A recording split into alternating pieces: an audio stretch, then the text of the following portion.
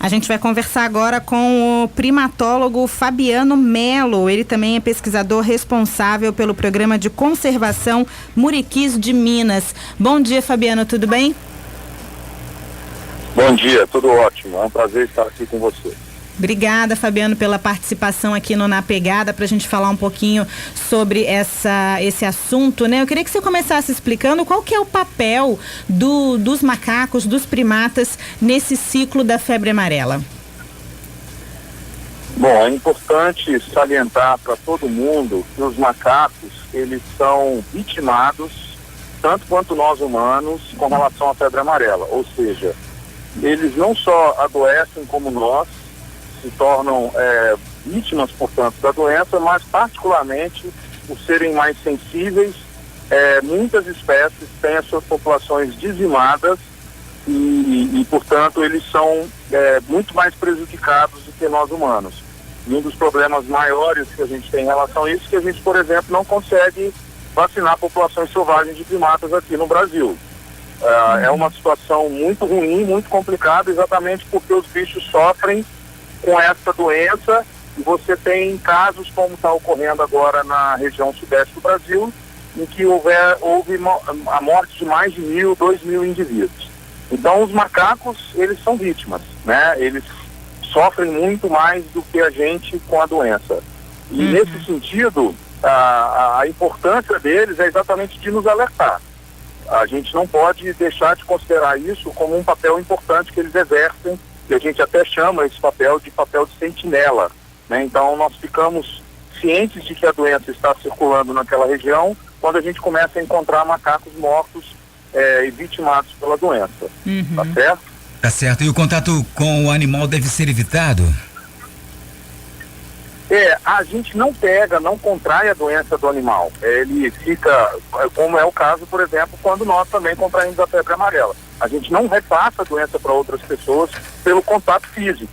O único responsável, né, pela transmissão da doença, e que é de fato o grande vilão, são os mosquitos. Eles é que fazem esse papel de vetores. Então, a questão é que a gente tem outras doenças que podem contaminar os macacos e também torná-los doentes, né, adoecê-los, ou os próprios macacos podem passar eventualmente algum tipo de doença para nós humanos. Portanto, o contágio, né, o contato, na verdade, físico deve ser evitado com qualquer animal silvestre, né? A gente não deve ter esse contato físico com o animal silvestre, por uma razão simples, né, de que, primeiro, a vida e o hábito desses animais é totalmente dependente da floresta, das áreas rurais, ou das áreas florestais que eles vivem. E nós não temos que nos preocupar em relação a isso, porque muita gente fica, às vezes, achando que os animais estão passando fome e começam a tratá-los, dando comida, mas isso é totalmente, não é recomendado, né? Mas não porque a gente teria o contato com eles e iria contrair a doença. Isso não ocorre. E iria contrair a doença. Então isso não ocorre, tá? A gente tem que deixar isso bem claro, porque o macaco, ele, né, eu preciso falar isso muitas vezes, ele é mais vítima do que nós mesmos humanos. Agora, quem mora numa área rural e de repente tem ali a presença do macaco mais ativa, né? E de repente encontra um animal desse morto, Fabiano, qual que deve ser o procedimento? Chamar as autoridades?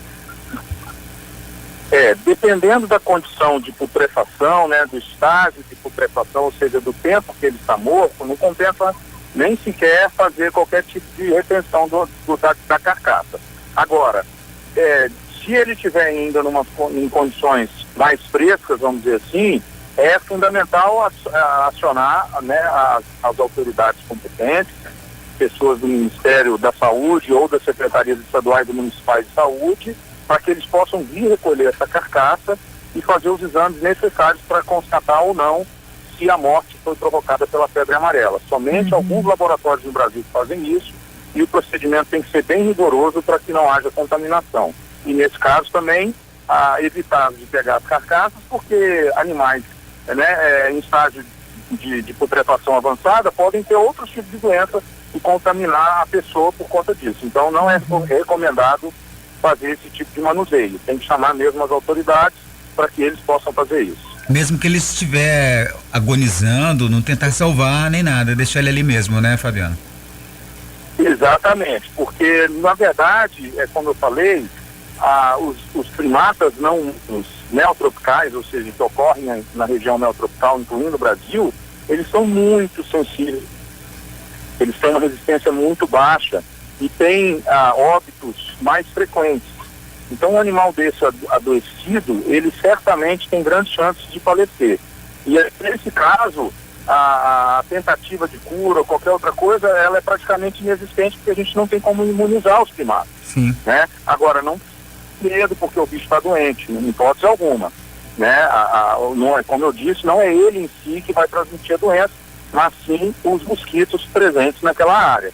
A gente tem dois gêneros de mosquitos que são comuns em áreas florestais e o Aedes aegypti, que é o nosso grande vilão de áreas urbanas. Se a doença vir pelo Aedes aegypti e chegar até a cidade, com a população não imunizada, a gente pode ter uma grande epidemia. E pode ser muito mais rápido. O que não ocorre desde a década de 40, que é muito bom. Então, o recomendado mesmo é que as autoridades consigam imunizar o maior número possível de pessoas, mesmo em áreas urbanas, para que a gente não tenha a transmissão da febre amarela em grandes proporções. Matar animal silvestre é crime. Qual a pena para quem mata um macaquinho desse? Então, normalmente, a gente, particularmente para primatas, a gente tem uma classificação de espécies que são consideradas ameaçadas de extinção. No caso de maus tratos animais, a gente tem até mesmo, né, a retenção dessas pessoas por um período de 6 meses a 1 ano, e esses números, né, podem ser multiplicados se for o caso de espécies ameaçadas de extinção. Hoje nós temos em torno de 140, 150 espécies de primatas no Brasil e quase 40 espécies são consideradas ameaçadas de extinção. Na Mata Atlântica, por exemplo, muitas delas são ameaçadas de extinção. Portanto, se a pessoa é pega cometendo um crime desse, ela pode ter a sua pena multiplicada exatamente por se tratar de um animal ameaçado de extinção. Você disse muito bem, é um crime ambiental. Então a gente tem que frisar que não se deve fazer nada, nenhuma maldade com relação aos animais, porque eles estão sendo tão vítimas quanto nós. É o que você disse, né? A febre amarela é tão perigosa para o animal, ou até mais perigosa para o animal, né? Porque a gente não consegue imunizar como a gente consegue imunizar o homem. É uma maneira de proteger esses animais da doença? Quer dizer, por que de tempos em tempos aparece um surto de febre amarela entre os macacos? Há alguma explicação?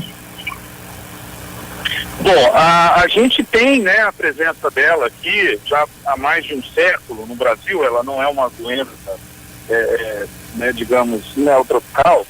Ela veio da África e em muitas regiões da Amazônia ela já vem acometendo as espécies de primatas e eventualmente humanos. Acontece que, como são áreas florestais muito extensas, ela normalmente vai fazendo esse tipo vai causando esse tipo de mortalidade de maneira muito silenciosa, né? Então, o que aconteceu aqui para nós, né? Para a região sudeste, na região sudeste e sul do Brasil, com a grande fragmentação florestal, ou seja, a diminuição das áreas de floresta, aquela doença que estava diluída na mata, ela passou a ficar concentrada eventualmente em fragmentos florestais menores. E aí a chance da doença atingir um grupo humano é grande, porque também nos aproximamos dessas áreas de fragmentos na zona rural. A gente não sabe exatamente por que os surtos acontecem, né? Essa oportunidade agora, com esse grande surto que está ocorrendo no sudeste do Brasil, é uma chance boa da gente tentar entender esse caminho da doença, como ele surge, por que ele se espalha nessa velocidade, como é que a gente pode fazer para acompanhar e até certo ponto controlar esse tipo de coisa. Infelizmente é o que eu disse, né? Os macacos vão ser vitimados, eles vão falecer e nós vamos ter perdas populacionais muito grandes. Mas por serem sentinelas, no sentido de que eles vão nos avisar que a doença pode estar vindo, né? A gente vai se precaver. Nós humanos, pelo menos, conseguimos nos imunizar. Então acho que o recado mais importante é esse. Quanto mais a gente altera o ambiente natural, maiores são as chances dessas doenças aparecerem. E é o que aconteceu na região da Mata Atlântica. O que a gente pode fazer para evitar é exatamente tentar reflorestar, respeitar o Código Florestal, as leis ambientais, de modo que essas condições se tornem ou se mantenham o mais natural possível e a gente evite esse tipo de surto. Foi até bom você falar isso e dar essa explicação, porque o Joselito da Cidade Alegria havia ligado para cá e pediu perguntar o seguinte, que ele ouviu dizer, um boato aí, que esses vírus são lançados na natureza para venderem vacinas. Isso é inexplicável, né? Ninguém faria isso, né? Ninguém pensaria nisso, né? De fato, isso é totalmente descabível, né? Não há qualquer possibilidade disso ser cogitado como suspeita, né? Até porque a gente está falando de uma doença secular, que ela é conhecida na população humana, no continente africano, né? Então, assim, não faz o menor sentido. A doença veio, por acaso, aqui para o Brasil, no século retrasado, e assim como vários animais exóticos vieram trazidos por navios, né? Ainda hoje nós temos invasão de espécies exóticas no Brasil, porque elas vêm, por acaso, né? Como eu disse, pelos navios ou por outras pessoas que acabam permitindo a soltura e aí essas espécies se tornam invasoras, né? A febre amarela, o vírus da febre amarela veio dessa forma. Então, a gente tem uma condição que é de não termos, as nossas espécies, né, vamos dizer assim, silvestres, não tiveram um tempo evolutivo como os primatas africanos tiveram com relação à doença. Por isso que eles são muito sensíveis. Né? Então, não tem o menor sentido a gente pensar que isso seria uma consequência de uma intervenção humana nesse sentido, né? De que é provocado pelo homem esses surtos só para se vender vacina. Isso é completamente descabível. Mais um desses boatos aí da internet, provavelmente, né? Exatamente. Bom, Fabiana, então a melhor forma de se proteger contra a febre amarela, como você disse, é a vacinação, né? No caso dos humanos, e a preservação ambiental, né? Exato, porque quanto mais ambientes florestais a gente tiver, os primatas com saúde naqueles ambientes, eles nos mostram exatamente que há uma qualidade ambiental, uma qualidade do habitat adequada. Então, eles são importantes, eles exercem um papel ecológico importante nas florestas, eles são dispersores de sementes, por exemplo. Eles mesmos, os macacos, muitas espécies, regeneram a floresta ao se alimentar de frutos e dispersar as sementes. Portanto, ter animais na natureza, ter esses animais de vida livre com plena saúde, nos dá uma noção exata de que o ambiente também está saudável e isso é bom para o humano. Portanto, a preservação, né, das florestas e a manutenção dessas espécies silvestres, ela é importante porque muitos deles, como os macacos estão nos mostrando, são indicadores de problemas ambientais. Tá e certo. A vacinação, sem dúvida alguma, é o principal remédio para que a gente não tenha um avanço da doença no nosso país. Tá certo, Fabiano. Olha, muito obrigada pela sua participação aqui com a gente no Na Pegada. Até uma próxima oportunidade. Eu que agradeço, a todos um bom dia. Bom dia. Comentar, Bibi. Conversamos com o primatólogo Fabiano Melo sobre este assunto. Ele que é pesquisador responsável pelo programa de conservação Muriquis de Minas. Falamos sobre febre amarela. Real FM. Na Pegada. Na Pegada.